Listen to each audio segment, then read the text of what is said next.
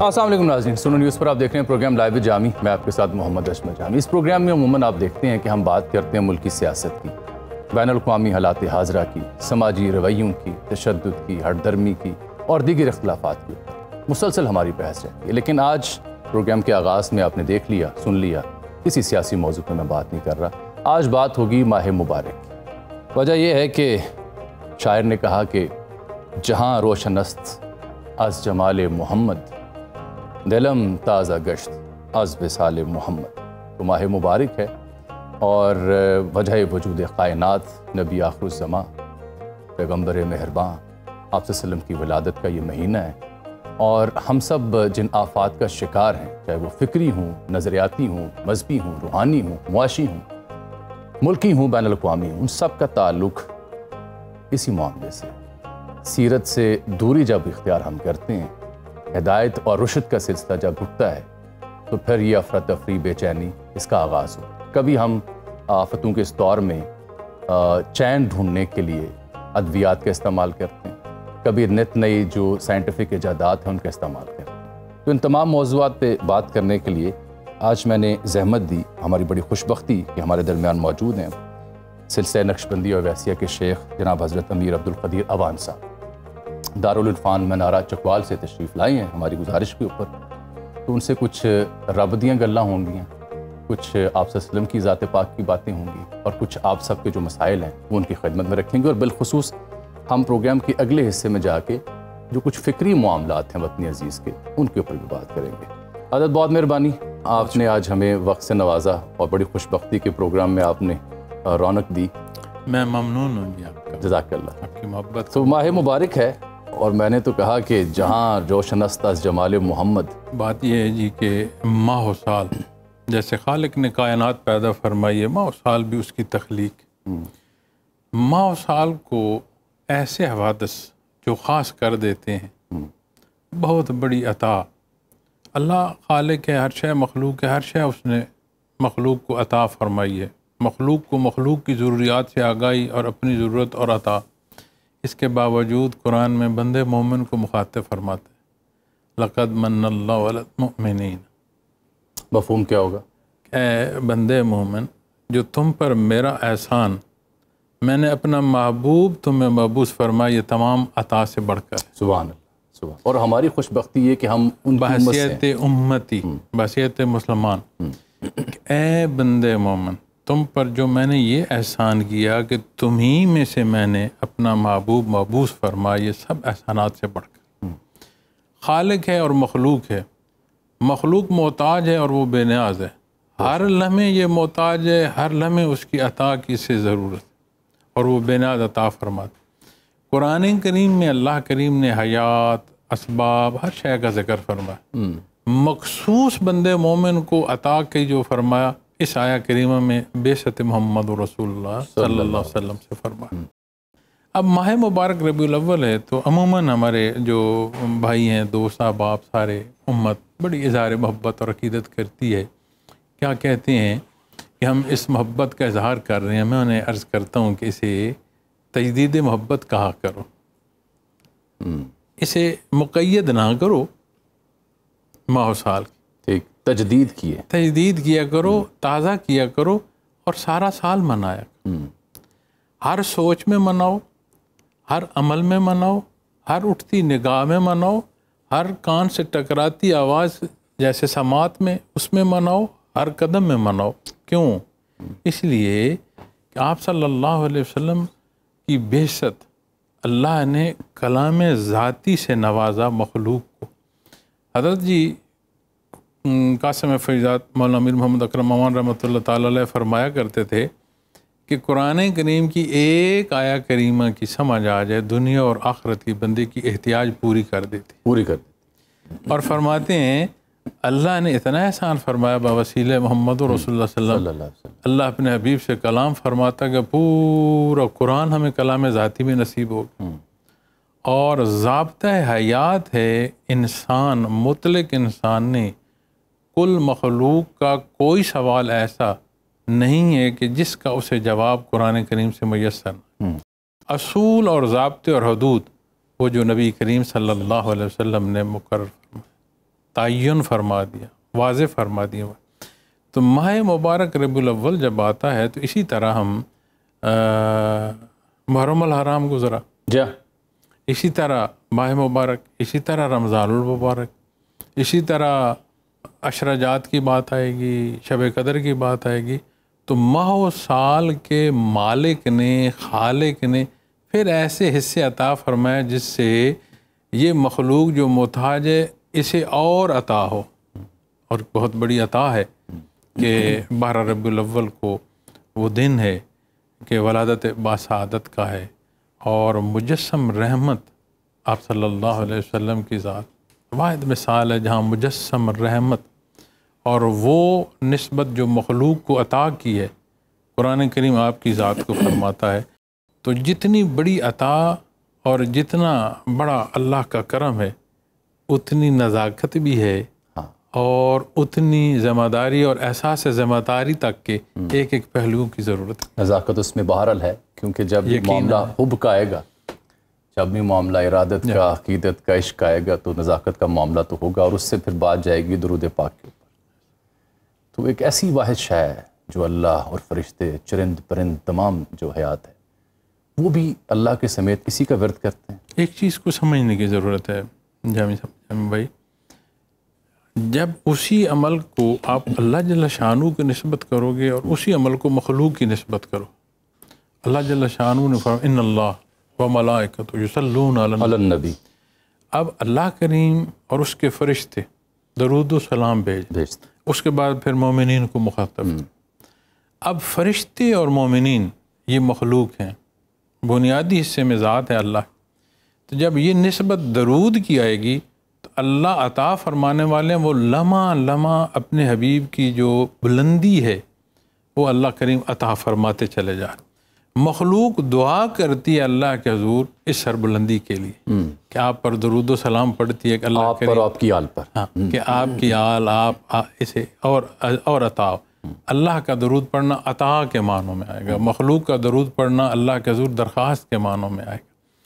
اور اس پہلو میں جب ہم دیکھتے ہیں جی تو اس اصول کو سمجھنے کی ضرورت ہے کہ بعثت رحمت عالی اور کلام ذاتی جو ہر موضوع اور ہر سوال کو جواب بھی دے رہا ہے، مخاطب بھی فرما رہا ہے، اس رجوع کی جو محبت ہے یہ عملی حصے میں آئے گی، اور محب محبوب کا مطیع نہ ہو واہ، پھر اسے محبت اور عشق کوئی کہے مجھے سمجھ سے باہر وہ ہے، سمجھ سے باہر لاتا ہے۔ میں نہیں سمجھ سکتا کہ محب محبوب میرا کا خیال ہے مطیع نہ ہو۔ یہی وہ بنیادی مسئلہ ہے۔ یہ بڑی بنیاد ہے نا جی، امتی کا رشتہ ہے۔ دیکھیں نسبی رشتے میں جامی بھائی، نسب کو آل کے پانوں میں ہم صرف نسب جب لیتے ہیں تو نسب آئے گا۔ آل معنی بڑا وسیع ہے، جہاں آل میں آپ کی اپنے نسبی حصہ آتا ہے وہاں آل میں ماننے والے اور امتی بھی ایک حد میں داخل آتے ہیں۔ لیکن جب بات ماننے کی آتی ہے تو ماننا بھی وہ ہے جو آپ منوا رہے ہیں، جس ماننے کو اللہ نے پسند فرما اور حکم دے رہا ہے وہ ماننا ہو، جو طریقت ہے، جو ماننا فرمایا گیا۔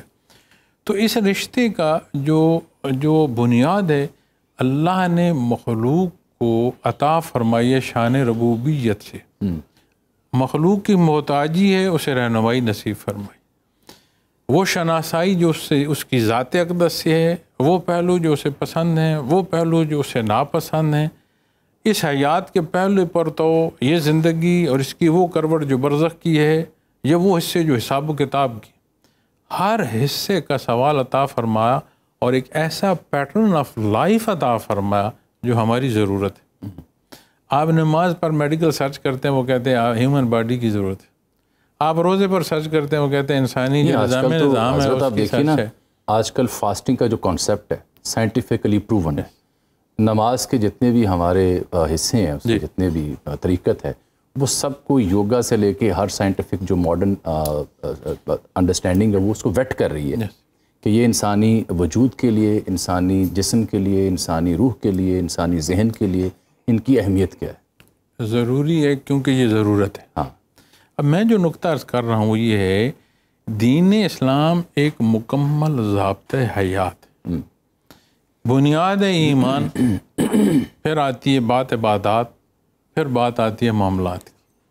جو عقیدت ماہ مبارک ربیع الاول میں ہم منائیں اور اس اظہار عقیدت میں ہماری فرض نماز رہ جائے تو کیا محب محبوب کے مطیع ہے؟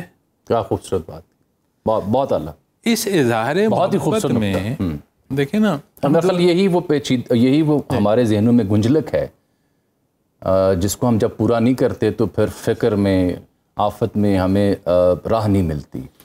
دیکھو جی، دنیا کی محبتوں میں دنیا فانی، محبتیں فانی، اور اکثر محبتیں تو سودے ہیں، ایثار تو ملتا کوئی نہیں محبت۔ یہاں جب اس محبت کی بات آتی ہے تو دنیا کی محبتوں میں اپنے معشوق کی گلی کا جانور بھی کوئی گنے، اور یہاں اپنے محبوب کے چاہنے والا جو رقیب ہے وہ جان سے عزیز نہ ہو، سبحان اللہ، تو پھر یہ تفریق کیوں ہے، جھگڑا کیوں ہے، دست و گریباں کیوں ہے؟ اظہار محبت میں بھی تلخیاں کیوں ہیں؟ تو میں جو تجدید کہتا ہوں وہ یہ کہتا ہوں کہ اس محبت کو ماہ و سال مناؤ، ہر دن مناؤ، ہر لمحے مناؤ، ہر عمل میں مناؤ، ہر سوچ میں مناؤ۔ یہ مقام ہے اس محبت کا، اس کی حدود و قیود رب کائنات نے مقرر فرمائی ہیں، یہ میری اور آپ کے اصول اور ضابطے نہیں ہیں۔ درود پاک کے اوپر آپ نے جو فکری پہلو بتایا وہ بڑا اس سے طبیعت روشن ہوئی، تو میں یہ سمجھنا چاہ رہا تھا کہ پھر اس وظیفے کی یا اس درود کی کیا اہمیت ہوگی جو رب اور فرشتے خود کرتے ہیں اور اس کا پسندیدہ ورد ہے، اس کی اہمیت کیا ہوگی؟ درود وہ عمل ہے اور وہ کتنا پاورفل ایک دہرایا جائے، بار بار، درا یا درو سے ہے درود، درا یا درو، وہ عمل جو بار بار یا دہرایا جا رہا ہو، جو روکے نہیں۔ یہ ہے آپ صلی اللہ علیہ وسلم کی شان ہے کہ اللہ جل شانہ آپ کے درجات کی جو بلندی ہے وہ ہمہ وقت عطا فرماتے، اور یہ وہ عمل ہے کہ جس میں شامل ہم تو آپ کے بلندی درجات کی دعا کر رہے ہیں، اور جب ہم اپنے آپ کو دیکھیں تو بڑی واضح سمجھ آتی ہے اس بلندی کی نسبت ہمیں بخشش نصیب ہو جائے گی۔ تو میں جو اس میں عرض کرتا ہوں وہ یہ عرض کرتا ہوں جی کہ یقیناً یہ وہ عمل ہے کہ جو دنیا اور آخرت کی مسائل کا حل ہے۔ اکثر لوگ پوچھتے ہیں، سوال کرتے ہیں، حضرت بتائیں، کوئی وظیفہ بتا دیں، کوئی تسبیح بتا دیں جو میں پڑھتا رہوں یا پڑھتی رہوں تو میری زندگی کے معاملات یا مسائل حل ہوں۔ اور نبی کریم صلی اللہ علیہ وسلم کے آپ نے فرمایا صحابی رسول سے تسبیح کے حوالے سے، لسکانی اذکار کے ہوتا ہے، عرض کیا یا رسول اللہ علیہ وسلم ایک وقت ایک حصہ درود شریف ہے، 3 حصے دوسرے، آپ نے فرمایا بہت اچھا ہے، بڑھا لو تو اور اچھا ہے۔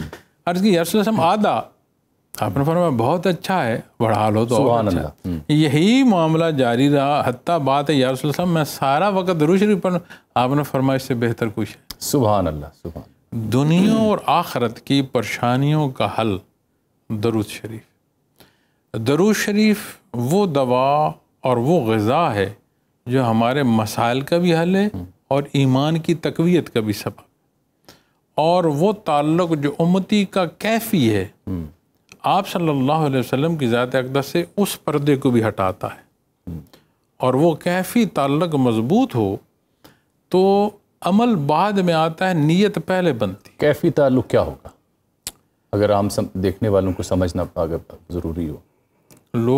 لوگوں پر جان کیوں دے جاتے ہیں؟ محبت میں، عشق میں، عقیدت اس کو کیا لفظ ایمان ہوگی؟ میں کیفیت اس کو کس میں بانٹو گے، کس پیمانے سے ناپو گے؟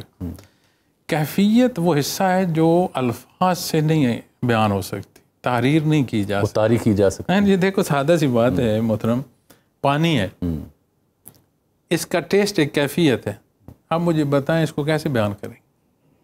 سمجھنے کے لیے گھونٹ پی لیں، سمجھنے کے لیے، ہاں، تو کلی طور پر سمجھ آ جائے گی، وگرنہ ہم گفتگو کرتے رہیں گے، 1 گھنٹہ کرتے رہیں گے، ہاں کہ یہ H2 ہے، کیا ہے H2O کہیں گے ہم۔ آپ کیمسٹری پر تو بات کر سکیں گے، ٹیسٹ پر نہیں کر سکیں گے۔ تو میں یہ عرض کرتا ہوں کہ یہ جو کیفیات کا جاننا ہے یہ شعبہ صدری علوم ہے، اس کو تصوف، سلاسل تصوف، مشائخ، اولیاء، یہ نسبت، اور جس خطے میں ہم رہتے ہیں اس خطے میں ماننے والے بڑی عقیدت اور محبت رکھتے ہیں، بالخصوص اس خطے پہ زیادہ عنایت ہے عقیدت کے معاملے میں، زیادہ مانتے نہیں۔ آپ آگے چلے جائیں نا، یہ جو سینٹرل ایشین ریاستیں ہیں یہاں بھی بڑے لوگ مانتے ہیں، آپ ترکی میں چلے جائیں، میرے اپنے ساتھ کتنے لوگ لوکل جو ترکی سے تعلق رکھتے ہیں وہ منسلک بڑا مانتے ہیں.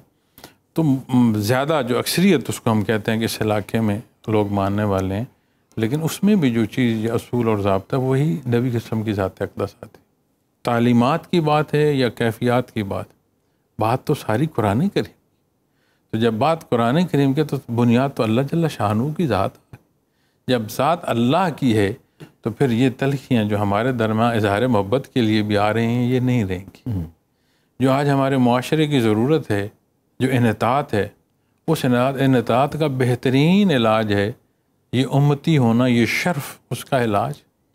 ہم جگہ جگہ جلسے ہوں گے، پروگرام ہو رہے ہیں، مہینے مبارک پورے ہوتے رہیں گے اور الحمدللہ سال بھر چلتے رہتے ہیں. میں نے اتفاق ہوا ہے سال بھر سیرت پاک کے پروگرام ہوتے ہیں. لیکن کیا اس محبت کو بھی ہم ایک دن یا ایک ماہ مبارک میں مقید کر کے پھر ہم اپنی مرضی اور منشا پر چلے جائیں گے؟ نہیں، اصول تو نہیں کہتا جو آپ نے وضاحت. میں نے عرض کیا آپ نے اس لیے تجدید کا لفظ یوز. محب موتی ہے محبوب کا. بالکل ٹھیک. اسے ہر وہ شے پسند ہے جو اس کے محبوب کو پسند ہے، اسے ہر وہ شے ناپسند ہے جو اس کے محبوب کو ناپسند. تو نبی کریم صلی اللہ علیہ وسلم کا فرمان، میری ذات، میرے وجود، میری اولاد، میرا خاندان، میرا ہمسایہ، میرا معاشرہ، میرا کاروبار، میری نوکری، ان سارے میں دیکھیں تو صحیح کہ آپ صلی اللہ علیہ وسلم نے کیا فرمایا. تو پھر سمجھ آتی ہے یہ ماہ مبارک زندگی کا لمحہ لمحہ ہم منائیں گے جب ایک خاوند اپنی بیوی کے حقوق پورے کر رہا ہوگا اپنے فرائض کی نسبت، جب ایک والد اپنی اولاد کے حقوق پورے کر رہا ہوگا اپنے فرائض کی نسبت سے، جب ایک دوست دوستی نبھا رہا ہوگا اپنے اصول جو دین کے ہیں ان کے مطابق، کاروباری حیات، شراکت داری، حلال حرام. معاشرے میں دیکھیں نا جی اس کا مطلب کتنی تلخیاں ہیں. بالکل میں یہ سمجھاؤں پھر آپ کی اس گفتگو تناظر میں کہ گویا ہم عقیدت سب رکھتے ہیں، مسلمان بھی ہیں، بائی ڈیفالٹ بھی ہیں اور عملاً بھی ہیں الحمدللہ، لیکن اللہ کا احسان. لیکن پھر جو باریک نقطہ جو آپ نے واضح کیا وہ کچھ یوں ہوگا کہ چونکہ ہم عقیدت تو رکھتے ہیں، ایمان بھی رکھتے ہیں، مسلمان ہونے کے دعوے دار بھی ہیں، اصل شے جو آپ نے بیان کی وہ ہے عملیت. کہ چونکہ ہم ان تمام شعبہ جات میں، چاہے میری نوکری کا مسئلہ ہے، چاہے میرے کاروبار کا ہے، فائنینسز کا ہے، گھر کا، اہل خانہ کا، دوست احباب کا، معاشرے کا یا سیاست کا ایون، اس میں جو ہم نے تعلیم لی جس کی وجہ سے ہم حب کا. قرآن فرماتا ہے آمنو اور عمل الصالحات. آمنو دعویٰ ہے، محبت عقیدت یہ دعویٰ ہے، اس کے ساتھ شہادت کیا ہے؟ اعمال. جب نبی کریم صلی اللہ علیہ وسلم سے ایک امتی کی محبت ہے، اس کی شہادت کیا ہوگی؟ اس کا کلام، اس کی نگاہ، اس کے اعمال، اس کا کردار، اس کا لین دین. یہ کیا سارے وہ حصے نہیں ہیں جو نبی کریم صلی اللہ علیہ وسلم نے ارشاد فرمائے؟ بالکل ہی. غزوہ خندق میں ایک عمومی مثال میں عرض کر دیتا ہوں معاملات زندگی کی، کہ عرض کی یا رسول اللہ صلی اللہ علیہ وسلم بڑی بھوک ہے اور بہت وقت ہو گیا کھانے کو، اب تو پیٹ پر پتھر باندھے. جو فاقہ کشی کی عالم تھا. آپ نے جب کپڑا مبارک اٹھایا تھا آپ نے 2 پتھر باندھے. سبحان اللہ. مجھے بتائیں نا زندگی کا کون سا ایسا موضوع، زندگی کا کون سا ایسا حصہ ہے جس میں سنت الخیر الانام ہمارے لیے رہنمائی موجود. تو میں اپنی امت جو اتنی ہماری محبت کرنے والی ہے، اتنا اشار کرنے والے ہیں، اور اپنی یہ قوم خاص کر کے اس وطن عزیز کے پاس، ان سے یہ دل کی گہرائیوں سے عرض کروں گا، ہمارے لیے ہر مسئلے کا حل یہ در ہے. ہمارے لیے ہر نفرت سے چھٹکارا اس در سے ممکن ہے. تو اس محبت میں خدا را کبھی کوئی آپس کی تلخی کو اس محبت میں نہ آنے دے. حقوق و فرائض سے مجھے یاد آ گیا کہ اب ایک اور بڑی ڈیبیٹ ہوتی ہے کہ دیکھیے جی یہ جو ماڈرن لائف سٹائل ہیں، جو ماڈرن فائنینشیل ایشوز ہیں، ماڈرن کارپوریٹ سٹائل ہے، ماڈرن پالیٹکس ہے، ماڈرن گورننس ہے، یہ دین سے سنک نہیں ہو پا رہی. یہ بڑا اس پہ ڈیبیٹ ہوتی ہے، آف دی ریکارڈ پہ کچھ لوگ اس پہ تنقید بھی کرتے ہیں. کیا ہماری جو طرز عمل ہے وہ ان تعلیمات کی روشنی میں وہ اس تمام تن چیلنجز اور ماڈرن لائف سٹائل سے سنک ہو سکتے ہیں؟ گنجائش ہے؟ یہ بہت بڑا دھوکہ ہے یہ جو ماڈرنائزیشن کے نام پر دیا جاتا ہے. کیسے؟ انسانی ضرورت کیا ہے؟ بھوک، نیند، بالکل ٹھیک، سفر، بیماری، تو وقت کی روٹی، چھت. نہیں، بھوک. ہاں بھوک. آج اس جدت میں بھوک ہی کے مٹانے کے لیے ملٹیپل اینگل ہیں. اس کا مطلب کہ ضرورت تو بھوک ہے، یہ ذرائع ہیں. سفر جانور پر تھا، گھوڑے پر تھا، اونٹ پر تھا. آج ہم نے گاڑی لی، ٹرین لیا، جہاز لیا، بڑھ گئے. ملٹی ڈائمینشنل چیزیں ہیں. ضرورت کیا ہے؟ سفر. ضرورت گاڑی نہیں ہے، ضرورت سفر. انسانی ضروریات ساری وہی ہیں. ماڈرنائزیشن یہ ہے کہ ہم نے تکمیلی ذرائع جو ہیں وہ بہتر کم کر لی ہیں اور ملٹیپل کر لی ہیں. اب ضروریات کو کوئی زندگی کہہ دے اور بنیاد کو چھوڑ دے تو کیا وہ معاملہ درست ہوگا؟ نہیں، بڑی عام بات آپ نے کی. اس لیے بنیاد جو انسان ہے، جو اس کی جو بنیادی حصے ہیں، اس کی تکمیل کے اصول آج بھی وہی ہیں. تمام جدت کے باوجود کیا کوئی یہ کہہ سکتا ہے کسی کا چھین لو، کسی کے حقوق پامال کر دو؟ کوئی ضابطہ، کوئی قانون اس کو جسٹیفائی کر سکتا ہے؟ ہو یا نہ ہو، جسٹیفائی کو نہیں کر سکتا.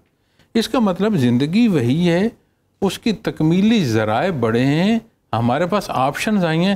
آج بھی کسی کا کوئی نہیں چھین سکتا. جتنا کارپوریٹ کا بزنس ہے، کیا اس میں یہ اصول ہے کہ کسی دوسرے کا چھین لو؟ نہیں. وہ اپنی ضرورت پوری کرتے ہیں تو ذرائع بدلیں. تو ذرائع زندگی نہیں ہوتے، کائنڈ آف ٹول ہوتا ہے، مینز ہوتے ہیں، ناٹ دا ایم.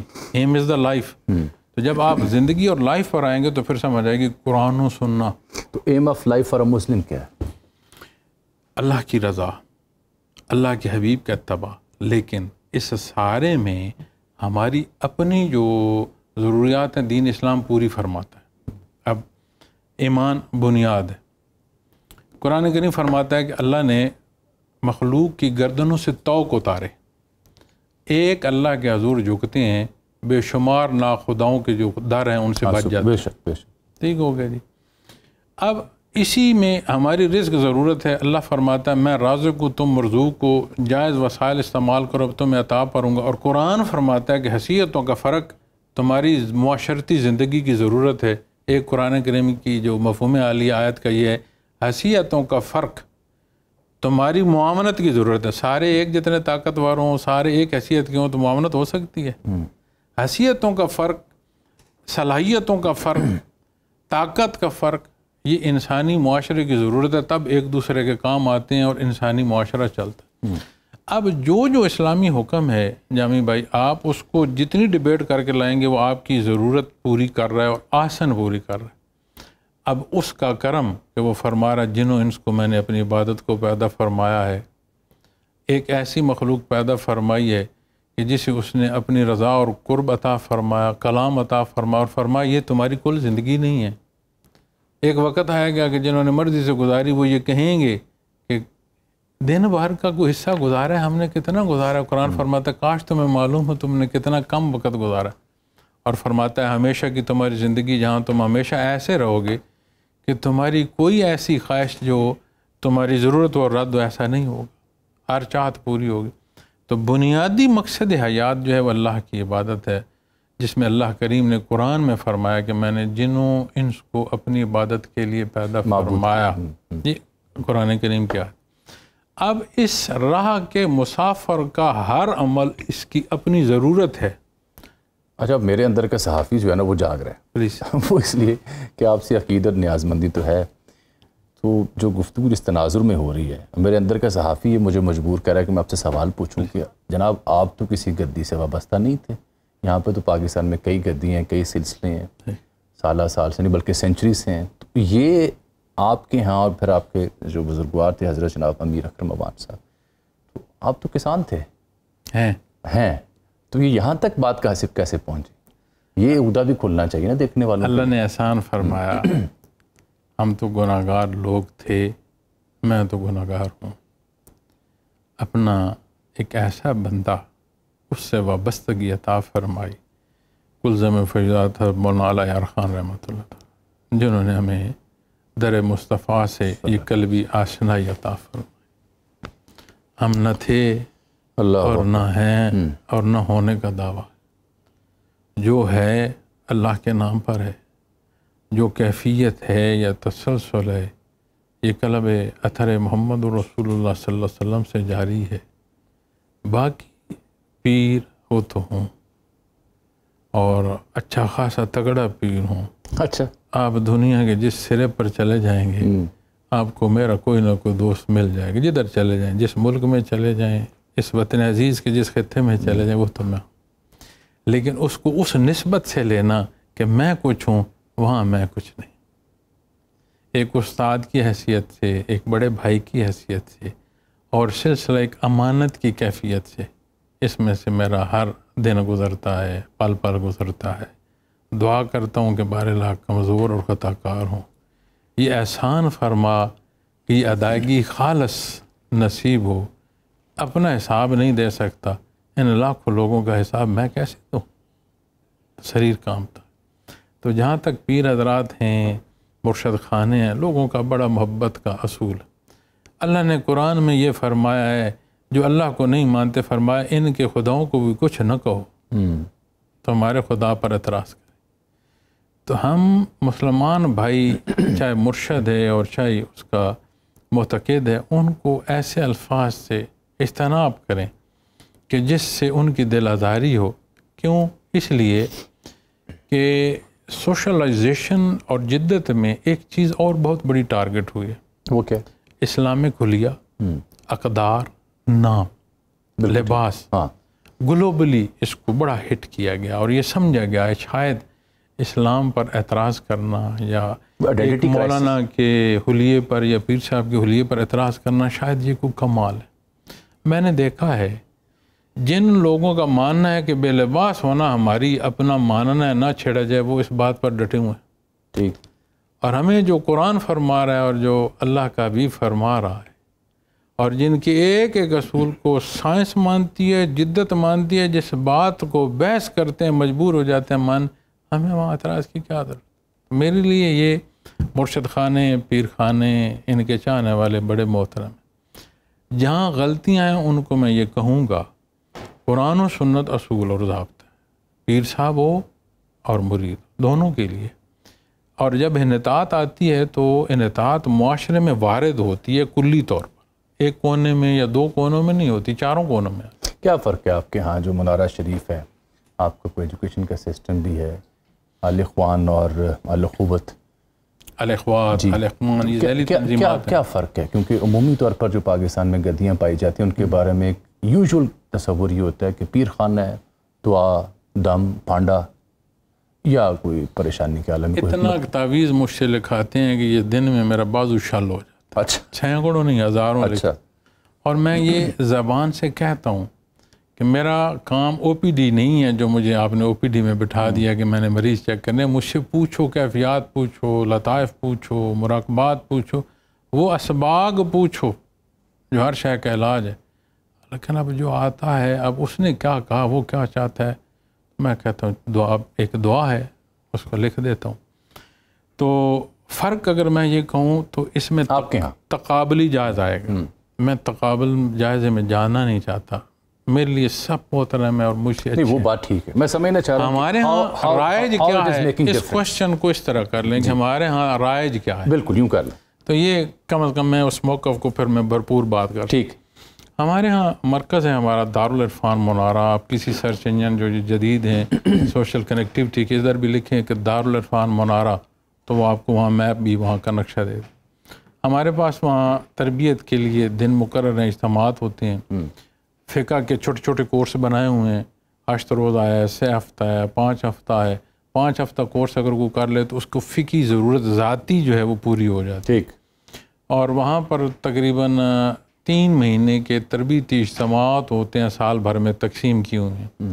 اعتکاف ہے, گرمیوں کی چھٹیوں کے 40 دن ہیں, اور پھر ہر مہینے کا پہلا بھی, جس میں باقاعدہ تہجد سے لے کر رات سونے تک ایک اسکیجول بنتا ہے. ٹھیک. یہ خیال کیا جاتا ہے 8 سے 9 گھنٹے بندے کو ذاتی وقت ملے, باقی سارا اس کا اسکیجول ہوتا ہے اور اس کو فالو کرنا پڑتا ہے, اور 3 دن سے اوپر رہنے کو نہیں دیتا تاکہ سب کو باری ملتی جائے. تو وہ تربیت کی جاتی ہے جس میں بنیادی طور پر ذکر اللہ کی تربیت کی جاتی ہے کہ اس کو اللہ اللہ سکھایا جائے.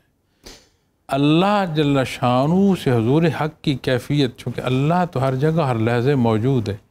ہمارے ایمان کی وہ حلاوت کے اس قرب کو کہ اللہ جل شانہ کا اتنا پاس ہونا کہ عموماً آیا کریمہ کا جو بنیادی ترجمہ ہے وَنَحْنُ أَقْرَبُ إِلَيْهِ مِنْ حَبْلِ الْوَرِيدِ، اللہ تمہاری شاہ رگ سے بھی زیادہ قریب. تو میں اسے کہتا ہوں کہ یہ تو وہ ترجمہ ہے جو آیا کریمہ کے الفاظ مبارک ہے. جب اسے محاوراتی کرو گے اور آسان سمجھنے کے لیے یہ کہو اللہ تمہارا اتنا قریب ہے جتنا تم خود اپنے قریب نہیں ہو. لیکن ساتھ کیا آپ کا یہ جو ادارہ ہے یہ کوئی بنیادی تعلیمات، اسکول، کالج؟ ہمارے 8 انسٹیٹیوشن ہیں سکارا ایجوکیشن کے نام سے. ٹھیک. سکارا مین ایگلز نیسٹ. 4 یہاں لاہور میں ہیں، 4 وہاں پر ہیں. یہاں بھی ہمارا جو ہائی اسکول ہے الحمدللہ اس دفعہ بھی اس کا جو لاہور بورڈ سے رزلٹ ہے وہ 100% ہے. A+ 90% اسٹوڈنٹس جو A+ ہیں. ٹھیک.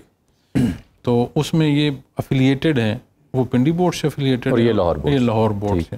ہمارے پاس مدارس نہیں ہیں، ہمارے پاس یہ ایجوکیشنل انسٹیٹیوشن جو مروجہ نظام تعلیم ہے اس کو پڑھاتے ہیں. اس میں ایک سیکشن وہاں ہمارا انگلش میڈیم کا بھی ہے جس میں امریکن ہائی پڑھاتے ہیں وہ. اور ہم کوشش کرتے ہیں کہ ہمارا بچہ جو فارغ ہو وہ فیلڈ میں جائے، وہ میڈیا میں جائے، وہ قانون دان بنے، وہ آفیسر بنے، بزنس مین بنے، پبلک میں جائے جہاں عملی حصے میں جائے. اور وہیں سے جو تعداد اکثر ہمارے پاس لوگوں کی تربیت کے لیے آتی ہے وہیں سے آتی ہے.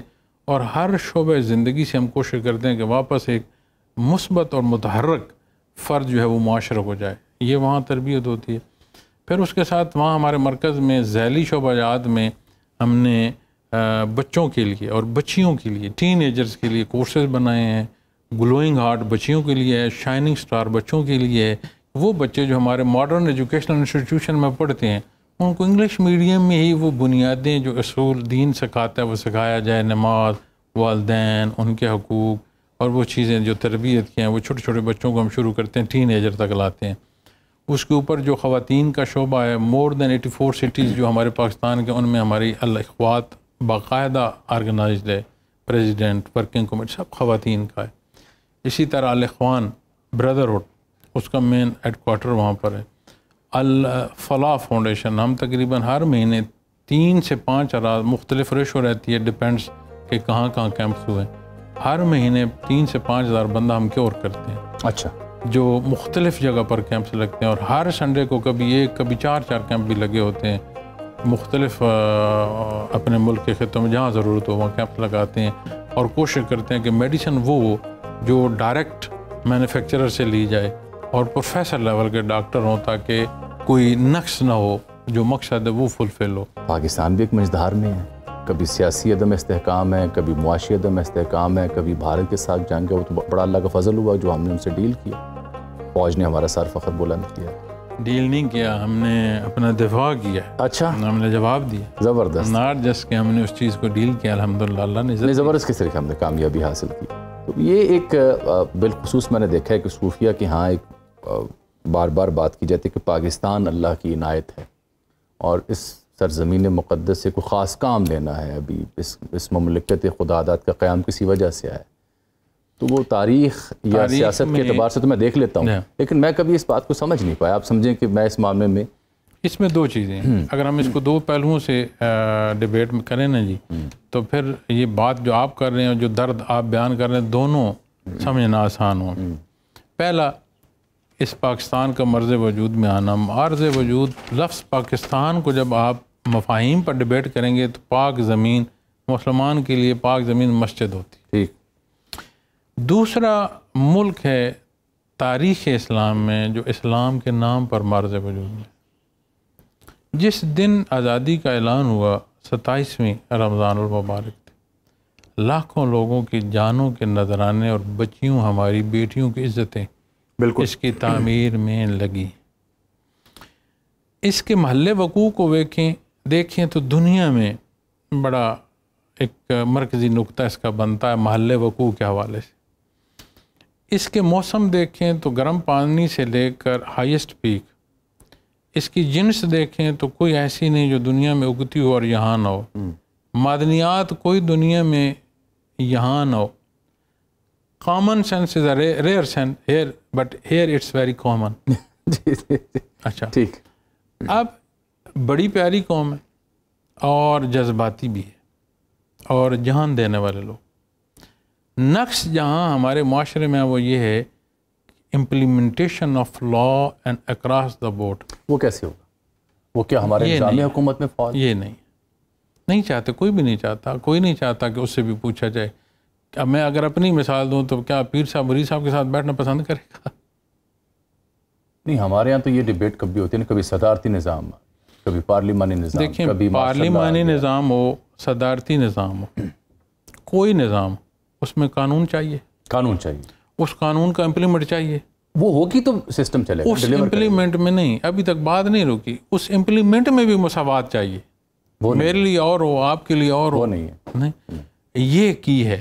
جس دن بھی پاکستان میں implementation of law and across the board, اس دن یہ جو مسائل ہیں ان میں سے ہم نکلنا شروع ہو جائیں گے، تعمیر شروع ہو جائے. چاہے سسٹم کوئی بھی ہو. کوئی بھی، چونکہ مقصد تو امپلیمنٹیشن کا. جانے سے پہلے کوئی ایک پیغام دیکھنے والا، کیونکہ میرا تو جی نہیں چاہ رہا، لیکن اب کیا کریں، وقت محدود ہے. کوئی ایک پیغام جو دیکھ رہی ہے آنکھ، جو سن رہے ہیں کان، اور شاید کسی نے محبت سے اس پروگرام کو دیکھا ہو، دیکھتے ہوئے درود بھی پڑھا ہو، کوئی ایک پیغام ہمارے دیکھنے والوں کے لیے. میں اپنے ناظرین سے یہ عرض کروں گا کہ جس محبت پر ہم اپنے ٹوٹے پھوٹے لفظوں میں اظہار محبت کر رہے ہیں، تو یہ کمزوری تو ہماری ذات کی طرف ہے کہ ہمارے الفاظ کمزور ہو سکتے ہیں، ہمارا علم کم ہو سکتا ہے. لیکن جس موضوع پر آج ہم بیٹھی ہیں اور یہ جو نشست ہے، یہ وہ موضوع ہے کہ اس کے درود و سلام کا رب کائنات نے کلام ذاتی میں ایسا حکم فرمایا کہ اللہ کریم اور اس کے فرشتے اپنے حبیب پر درود و سلام بھیجتے ہیں. میں یہ عرض کروں گا اس راہ کی محبت کرنے والوں کو کہ اس راہ کے نشانے منزل جو ہیں، جو منزل تک پہنچاتے ہیں، وہ صرف اقرار نہیں ہے. اس اقرار کے ساتھ عملی زندگی شہادت ہے. اللہ کریم ہمیں یہ توفیق عطا فرمائے کہ اس اقرار کے ساتھ عمل نصیب. جس کے ماتھے شفاعت کا صحرا رہا، اس جبین سعادت پہ لاکھوں سلام. سبحان اللہ. جس طرف اٹھ گئی دم میں دم آ گیا، اس نگاہ عنایت پہ لاکھوں سلام. سیدہ ظاہرہ طیبہ طاہرہ جان احمد کی راحت پہ لاکھوں سلام. اجازت دیجیے.